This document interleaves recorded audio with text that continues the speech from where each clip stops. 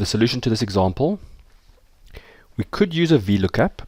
The problem with a VLOOKUP though is, for example, this transaction number, it would look here, and if it found it, for example over here, it would say it found it. But it would be useful to know that it appears twice.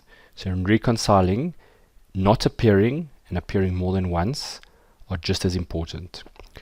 So we're going to use rather COUNTIF. So we're going to count how many times this transaction ID appears over here.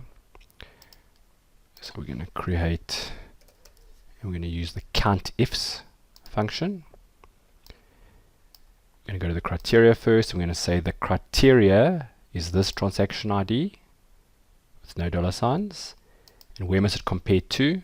It must compare to this column here, and we're going to put the dollar signs on. When I say OK, you'll see it tells me that that appears twice. I can copy it down, and you'll see as you go down, sometimes these items are not appearing at all. So you need to reconcile and figure out why this one appears twice and why some of them aren't appearing. We must also do it the other way.